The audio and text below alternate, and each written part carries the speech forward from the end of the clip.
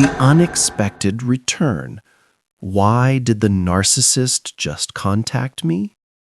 Weeks, maybe months of grueling silence have passed.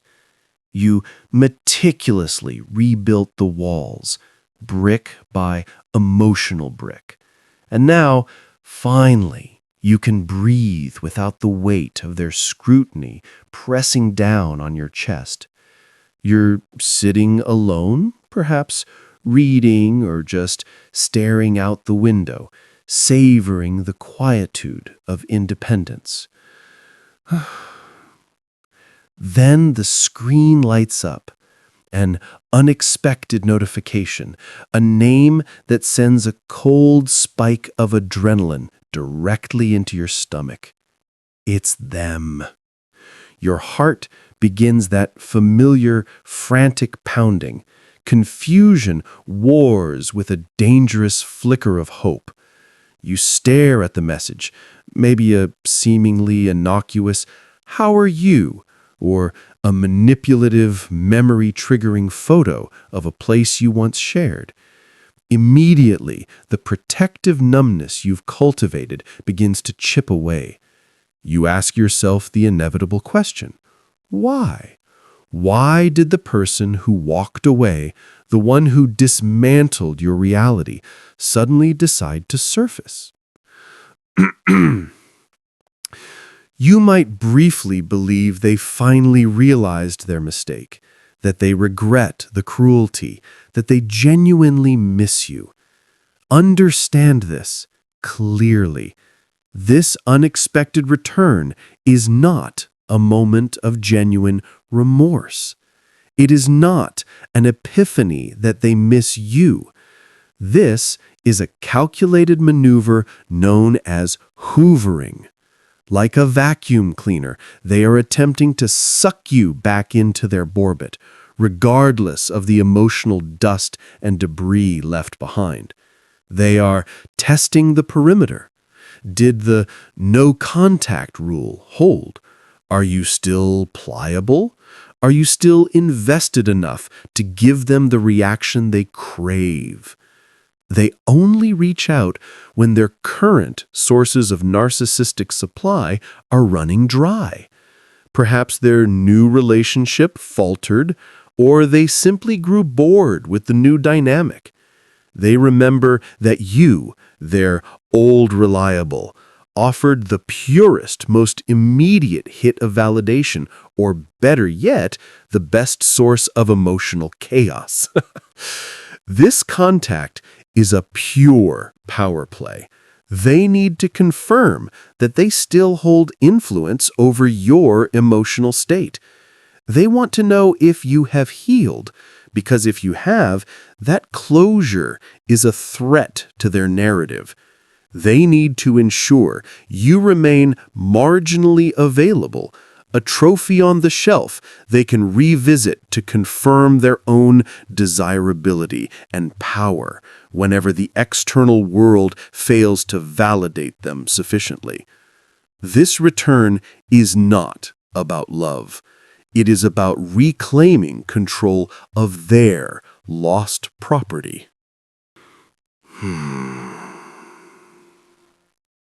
What is hoovering and its purpose? You have finally managed to detach. You have walked away from the chaos, endured the silence after the discard, or maybe, just maybe, you are savoring the initial fragile taste of peace. You look ahead and think, it is done. But then, the phone rings. An unexpected email pops up, or an old memory is suddenly dredged up and posted online, seemingly directed just at you. The ghost has returned. This calculated, predatory re-entry into your life is what we define as hoovering. It is a precise and potent manipulation tactic named after the popular brand of vacuum cleaner, because, metaphorically, that is exactly what the narcissist is attempting to do: suck you back into their sphere of influence and control, often against your will. Hoovering is not an act of genuine reconciliation. It is a cynical, strategic maneuver initiated when the narcissist perceives a threat to their supply or their image, or perhaps when their current source of attention, their new supply, is failing to meet their exorbitant demands. Their primary objective is not to repair the damage they caused, but to repair the hole you left in their ego-feeding system. The tactic manifests in countless insidious forms. Sometimes it's a sudden, overwhelming show of remorse, the "I've changed" approach. They might claim they've been in therapy, offer a grand, hollow apology, or profess eternal love, using the exact words they know you longed to hear during the relationship. Other times, the method is more alarming, creating a false sense of crisis. They might call you, claiming they are ill, financially ruined, or that a terrible family tragedy has occurred, knowing your inherent empathy will compel you to respond. In its most subtle form, hoovering might be masked as accidental contact, a misplaced text message intended for someone else, or a comment on an obscure social media post you thought was private. They are dropping crumbs, testing the waters, looking for any reaction that confirms your emotional availability. You must understand the truth. When they hoover, they are not returning because they love you, nor because they respect you. They are returning because they have lost control over you, and control is their lifeblood. You are valuable to them only as a reliable source of validation, attention, or conflict, a reliable supply. Hoovering is simply the act of plugging the vacuum back into the socket and attempting to restore their power over your reality. Why they always need to reassert control. You have entered the sacred space of no contact. You start to notice the sunlight again, the absence of chaos becoming a familiar, comforting silence. You think, maybe this time you are finally free. But the narcissist views your absence not as a loss of relationship, but as a severe, personalized injury to their ego. Why do they always return, often months or even years later, with a trivial text, an urgent emergency, or a sudden theatrical apology? The answer lies in the concept of narcissistic supply. Their internal reality is a fragile, hollow construct, constantly requiring external validation and attention, positive or negative, to remain stable. When you left, when you cut the cord, you didn't just walk out of their life, you severed a vital nutrient line. This creates a supply deficit, and to a narcissist, a deficit is unacceptable. It exposes the terrifying instability beneath their facade. They are not driven by love, remorse, or genuine longing for reconciliation. They are driven solely by the need to reassert control. When the narcissist initiates hoovering, they are performing a crucial self-regulation tactic. They need to know that they still can access you. They need proof that their power over you, and therefore their perceived power over the world, remains intact. They are checking to see if the door they slammed shut can still be opened, confirming their own capability and superiority. Think of it as an inventory check. You are an object on their shelf, and they must verify you haven't moved without their permission. If you respond, even with anger, you provide supply. If you break no contact to tell them off, you confirm that they still occupy significant mental real estate. You have proven their continued relevance. This motivation is purely transactional and deeply rooted in their fragile sense of self-worth. They believe they are entitled to your attention, your reaction, and your suffering. Your boundary, your insistence on separation, is interpreted as defiance. They cannot tolerate a reality where an object, you, dictates terms to the owner, them. Thus, the relentless push to re-establish dominance, ensuring you understand, implicitly or explicitly, who holds the reins. They need that momentary hit of control to quell the deep, inherent fear that they are utterly powerless and fundamentally inadequate. Recognizing common tactics and disguises. The silence feels like victory, doesn't it? You've established distance. You've secured the boundary. But you must understand that for the narcissist, the end of the relationship is not a closure. It is merely an intermission. They cannot tolerate having an unresolved source of supply, or, more importantly, a person who chose to leave them and succeeded. They are calculating their re-entry. The mechanism they use is the Hoover, a desperate, often disguised attempt to vacuum you back into their orbit. Identifying the Hoover requires absolute objectivity.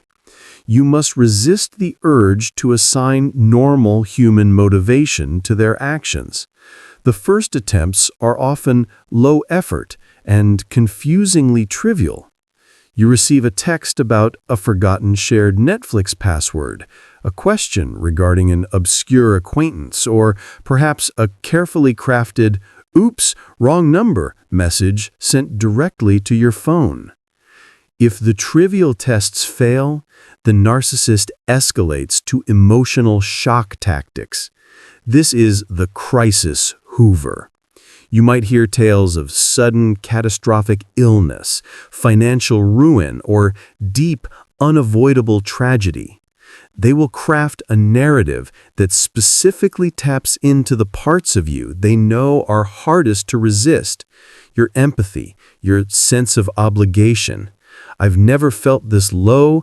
I just needed someone who understood me," the message might read. Remember, this perceived vulnerability is merely a disguise. They are hunting for that moment of pity that allows them to slip back in. The most insidious tactic is the reformed Hoover, often accompanied by a false apology. They claim they've been in therapy. They accept responsibility for minor issues, carefully omitting the years of emotional violence. "I realize now I was stressed," they might profess. Never, "I realize now I was abusive." They are future faking you, painting a shimmering picture of the life you always wanted with them, knowing that your hope is their strongest leverage point. Finally, watch for the indirect Hoover.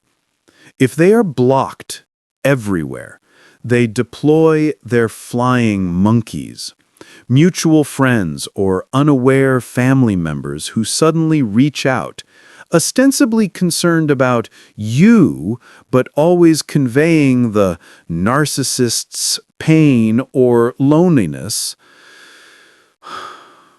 Recognize these messengers as extensions of the narcissist's will. Any communication, however filtered, is a means to break your no-contact shield. If you can recognize the disguise, you can hold the line. Why victims feel tempted to respond. You have been strong. You have implemented no contact, locked the doors, and started meticulously rebuilding the fractured architecture of your life. The silence, initially deafening, has begun to transform into a soothing hum of peace. You are finally breathing freely. Then it happens.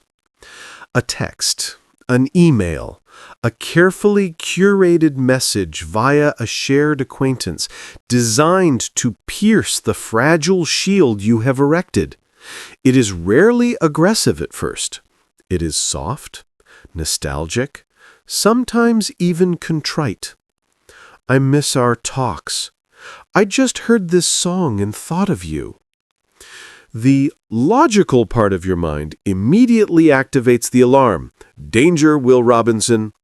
But another part, primal and steeped in the trauma bond, is already responding to the warmth of recognition. This is the emotional tug. This temptation to reply is not a sign of weakness. It is the natural consequence of being chemically bonded to a person who supplied intense, albeit fleeting, highs. You are tempted because the narcissist doesn't trigger memories of the abuse. They trigger the manufactured fantasy, the idealized version of themselves you fell in love with. You start to filter the painful history through a thick lens of selective nostalgia. You momentarily forget the screaming fights, the soul-crushing criticism, the times you walked on eggshells until your feet bled. Instead, you remember the first date, the inside jokes, the sheer intensity of the initial attachment, which felt like destiny.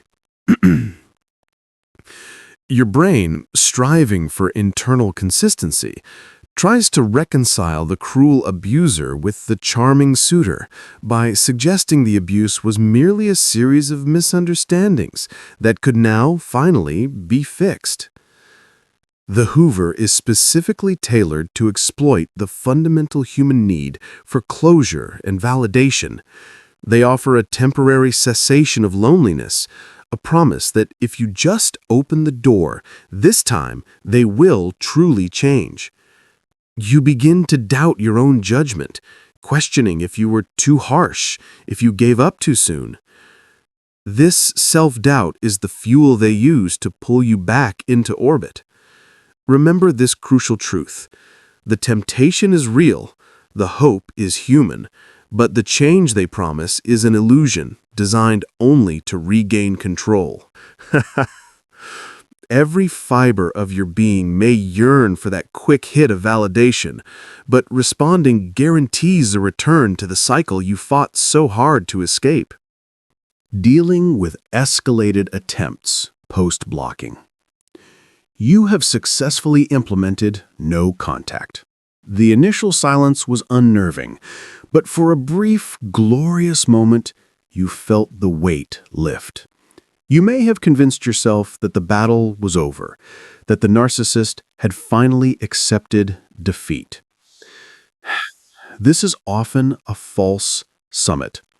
What follows the initial block is the psychological phenomenon known as the extinction burst.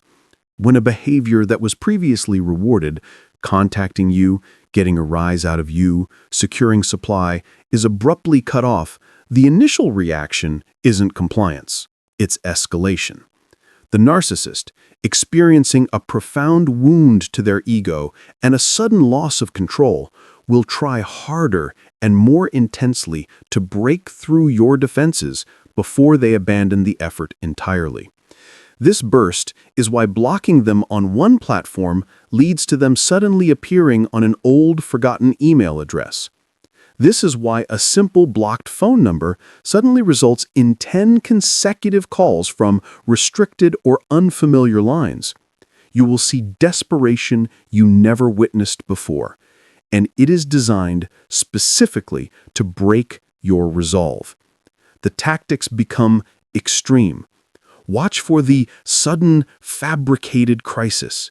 You might receive frantic messages through secondary channels, claiming illness, extreme emotional distress, or even threats of self-harm. All strategic manipulations designed to trigger your empathy and force you to drop the block. They might activate flying monkeys, sending mutual friends or family members with urgent messages about how worried they are, turning your necessary defense into a social problem. Just talk to them, the flying monkeys will plead, reinforcing the narcissist's victim narrative. You must view the extinction burst not as proof that you made the wrong decision, but as definitive evidence that your boundary is effective. It means you hit the target. The frantic energy you are witnessing is the tantrum of a person losing their favorite toy. Your defense must be absolute rigidity. Any response, any crack in the shield, rewards the escalation and guarantees future bursts. If they show up physically, documented and involve third parties, security, HR, or law enforcement. Do not engage in argument or explanation. You are not reasoning with them, you are reinforcing the behavior. This phase is temporary. Hold the line, endure the pressure, and understand that once the narcissist realizes you are genuinely extinct as a source of supply, they will redirect their frantic energy elsewhere. Your survival depends on weathering the storm without offering a single drop of attention. Reclaiming your space and breaking the cycle. The true freedom isn't the distance you've placed between their address and yours. It's the profound, absolute silence inside your own head. For months, perhaps even years, you lived braced for the echo, anticipating the next disguised email or the manipulative text, all designed to hoover you back into their chaotic orbit. But that fear, too, must be evicted. You are not a holding cell for their unresolved drama. The realization dawns that while physical no contact is the essential shield, psychological freedom is the impenetrable fortress. You stop waiting for the next move and start defining your own. This requires a fundamental internal shift. To achieve permanent freedom, you must view the past relationship not as a complicated, flawed romance, but as a severe, non-negotiable health risk. When the urge strikes, and it will, perhaps disguised as guilt, obligation, or even false nostalgia, you need to immediately recall the cycle, the idealized start, the subtle devaluation, the shocking discard, and the inevitable hoover. That is the established pattern. You break the cycle completely, not by arguing or explaining, but by refusing the very first step of the dance. Your boundaries are now fortified, sealed not by emotion, but by steadfast policy. Every avenue of potential access must remain locked, not just their phone number, but mutual contacts, social media, and any public forum they might use as a stage. Understand that their attempts to return are never about love or redemption. They are purely about securing supply. You are not a resource to be tapped. Look around you. This space, physical and mental, is now your sovereign territory. You are finally able to articulate your own needs and desires without filtering them through the lens of their fragile ego. This new life is built on authenticity, not performance. You reclaim the hours you spent justifying your existence, the energy wasted minimizing their abuse, the identity they tried to dismantle. If they attempt contact years from now, desperate for validation, you will recognize it instantly. A ghost reaching out from a story you finished reading long ago. You close the book. This is not temporary avoidance. This is the permanent definition of your independent self. You are finished auditioning for a role in someone else's warped reality. The cycle is broken because you are rebuilt, stronger, and irrevocably free.